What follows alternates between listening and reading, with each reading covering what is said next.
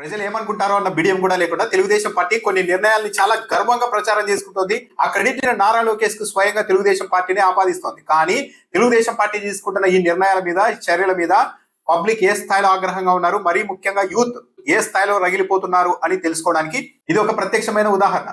Telugu Desam party Facebook లో official account లోనే ఒక ట్వీట్ చేసింది.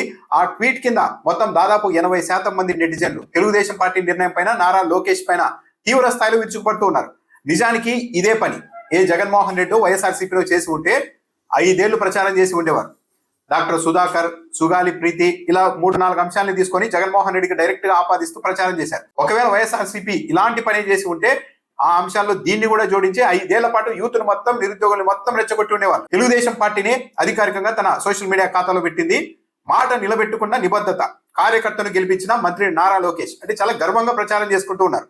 టీడీపీ కోసం ప్రాణ త్యాగం చేసిన తోట చంద్రయ్య కొడుకుకు ప్రభుత్వ ఉద్యోగం కోసం మాటిచ్చిన మంత్రి నారా లోకేష్ గారు మాటిచ్చేశారట. ప్రభుత్వంలో జాబ్ ఇచ్చేశారు. తండ్రిని పట్టణ పెట్టుకున్న కసి తీరక కొడుకు ఉద్యోగానికి అడ్డుపడ్డ గొడ్డలి పార్టీ అయినా పట్టుబట్టి కార్యకర్తను గెలిపించిన లోకేష్ ఈ రోజు తోట వీరాంజనేయులు చేతికి అపాయింట్మెంట్ లెటర్. పల్నాడులో చంద్రయ్య అనే తెలుగుదేశం పార్టీ కార్యకర్త అప్పట్లో హత్యకు గురయ్యారు. ఇప్పుడు ఆయన కొడుక్కి ప్రభుత్వ ఉద్యోగం ఇచ్చారు. ఆ ఉద్యోగం కూడా ఏంటి, పర్మనెంట్ ఉద్యోగం ఇచ్చారు. ఆ పర్మనెంట్ ఉద్యోగం కూడా ఏంటి, అసెంబ్లీలో ఏకంగా బిల్లు పెట్టి వైసీపీ వ్యతిరేకించినా సరే బిల్లు పెట్టి మరి ఉద్యోగం ఇచ్చేశారు. దీని మీద నెటిజన్లు, యూత్ ఎలా రెస్పాండ్ అవుతున్నారన్నది చూద్దాం. తెలుగుదేశం పార్టీ అధికారిక సోషల్ మీడియా ఖాతాలో ఈ పోస్ట్ పెడితే దాని కింద వచ్చిన కామెంట్లే ఇప్పటికి కూడా చూసుకోవచ్చు. నిజమే, తోట చంద్రయ్య దేశ స్వాతంత్రం కోసం ప్రాణాలర్పించిన యోధుడు, ఆంధ్ర రాష్ట్ర పితామహుడు. ఇక చంద్రయ్య కొడుకు దేశ రక్షణ కోసం అహర్నిశలు శ్రమించిన వీర జవాన్, అందుకే ఉద్యోగం ఇచ్చేశారు అని ఒక నెటిజన్ స్పందిస్తే, ఇంకో నెటిజన్, సార్ మీ పార్టీకి హెల్ప్ చేస్తే మీ పార్టీ ఆఫీస్ లో జాబ్ ఇవ్వండి, స్టేట్ గవర్నమెంట్ లో కాదు.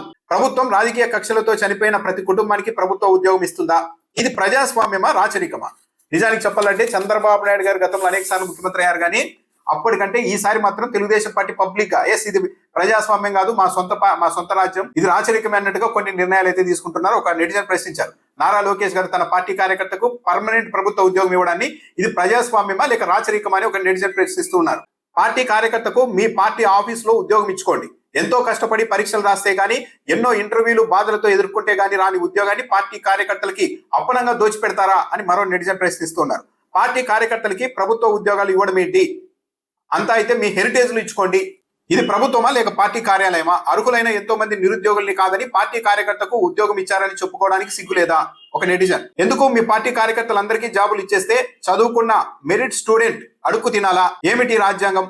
ఎందుకు మీ సొంత ఎజెండాతో పాలిస్తూ ఉన్నారని మరో నెటిజన్ ప్రశ్నిస్తున్నారు. ఒక కార్యకర్త తెలుగుదేశం పార్టీ వాళ్ళేమో కానీ చాలా గుడ్ జాబ్ సార్ అని ఇంకో ఆయన అయితే ప్రశంసించారు. పార్టీ కోసం పనిచేసే వారికి ఆ పార్టీలు అధికారంలో ఉన్నప్పుడు ప్రభుత్వ ఉద్యోగంతో మిమ్మల్ని ఆదుకుంటాయి. కాబట్టి అందరూ పార్టీల కోసం పనిచేయండి అని ఇంకో నెటిజన్ పిలుపునిస్తున్నారు. గుడ్ డిసిజన్ లోకేష్ గారు, గుడ్ డే అని ఇంకో ఆయన పెట్టారు. పార్టీ కోసం పనిచేస్తూ తండ్రి చనిపోతే కొడుక్కి గవర్నమెంట్ ఉద్యోగమా అని మరో నెటిజన్ ప్రశ్నించారు. అంటే ఇప్పుడు ప్రభుత్వ ఉద్యోగానికి అర్హత చదువు కాదా?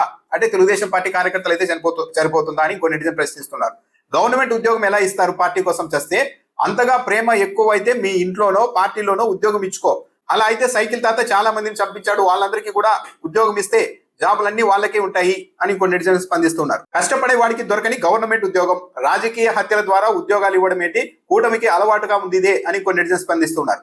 వెరీ గుడ్ జాబ్ లోకేష్ గారు, పార్టీ కార్యకర్తకు ప్రభుత్వ పర్మనెంట్ ఉద్యోగం ఇవ్వడాన్ని ఒక వ్యక్తి అయితే సమర్థిస్తూ ఉన్నారు. లోకేష్, నువ్వు నీ పార్టీ కోసం పనిచేసి చనిపోయిన వాళ్ళకి నీ సొంత డబ్బు ఇవ్వు, హెరిటేజ్ లో ఉద్యోగాలు ఇవ్వు. అంతేగాని ఎవడెవడో కొట్టుకుంటే అది మన రాష్ట్రం కోసం ప్రాణాలు అర్పించినట్టు గవర్నమెంట్ జాబులు ఇవ్వడం ఏంటి? ఎవడబ్బ సొత్తు మీకు అంతగా తీట ఉంటే మీ కంపెనీల్లో జాబులు ఇచ్చుకోండి అని మరో నెటిజన్ వ్యాఖ్యానిస్తూ ఉన్నారు. తెలుగుదేశం పార్టీని ఉద్దేశించి, మీరు అసలు ఏ బేసిస్ మీద ప్రభుత్వ ఉద్యోగం అతడికి ఇచ్చారు? there are lot of qualified people waiting for the notification from government. చాలా మంది ఉద్యోగాల కోసం ఎదురు చూస్తుంటే ఇతనికి ఏ అర్హత మీద ప్రభుత్వ ఉద్యోగం ఇచ్చారని ఇంకో నెటిజన్ ప్రశ్నిస్తున్నారు. If he help the party, please give job in your companies but not in the government sector. This would impact the negative way for you and party. ఇలాంటి నిర్ణయాలు మీ మీద, మీ పార్టీ మీద చెడు అభిప్రాయాన్ని సృష్టిస్తాయని ఒక నెటిజన్ సలహా ఇస్తూ ఉన్నారు. మరో నెటిజన్, ఇది మీ ప్యాకెట్ మనీ కాదు, ప్రజల ట్యాక్స్ అమౌంట్, కాబట్టి మీ కార్యకర్తలకి గవర్నమెంట్ జాబ్లు ఇవ్వద్దండి మరో నెటిజన్ వ్యాఖ్యానిస్తూ ఉన్నారు. రాజకీయ పార్టీల కోసం పనిచేస్తే ప్రభుత్వ ఉద్యోగాలు వస్తే చదువులు పరీక్షలు ఎందుకు అని ఇంకో నెటిజన్ ప్రశ్నిస్తున్నారు. మీ పార్టీ నేత చనిపోతే కొడుక్కి గవర్నమెంట్ జాబ్, ఇతర పార్టీల నేతలు చనిపోతే రౌడీ షీట్లు తిరిగి వాళ్ళ మీద కేసులు పెడుతున్నారని ఇంకో నెటిజన్ వ్యాఖ్యానిస్తున్నారు. అతనికి ఎందుకు పోస్ట్ ఇచ్చారో అర్థం కావడం లేదు అని మరో నెటిజన్ వ్యాఖ్యానిస్తున్నారు. మొత్తం మీద ఇలా చూస్తే మొత్తం నెగిటివ్ కామెంట్లు ఉన్నాయి, దాదాపు 80% పైగా. తెలుగుదేశం పార్టీ అధికారిక సోషల్ మీడియా ఖాతాలోనే కిందనే, అంటే ఎక్కువ తెలుగుదేశం పార్టీని ఫాలో అయిన నెటిజన్లు కూడా తీవ్ర స్థాయిలో నారా లోకేష్ మీద ప్రభుత్వం మీద విరుచుకుపడుతూ ఉన్నారు. ఎన్ని రోజులు ఒకే పోస్ట్ పెడతారు అడ్మిన్? ఈ అంశాన్ని అయితే పదే పదే తెలుగుదేశం పార్టీ చాలా గర్వంగా ప్రచారం చేసుకుంటుంది. మేము చంద్రయ్య కుమారుడికి ఉద్యోగం ఇచ్చాం, అది కూడా పర్మనెంట్ ఉద్యోగం ఇచ్చాం, నారా లోకేష్ గారు మాట ఇచ్చి నిలబెట్టుకున్నారని వాళ్ళు సానుకూలంగా ప్రచారం చేసుకుంటున్నారు. కానీ పబ్లిక్ లోనికి ఇది విపరీతంగా నెగిటివ్ గా వెళ్తోంది. అసలు నారా లోకేష్ మాట ఇవ్వడానికి ఎవరు?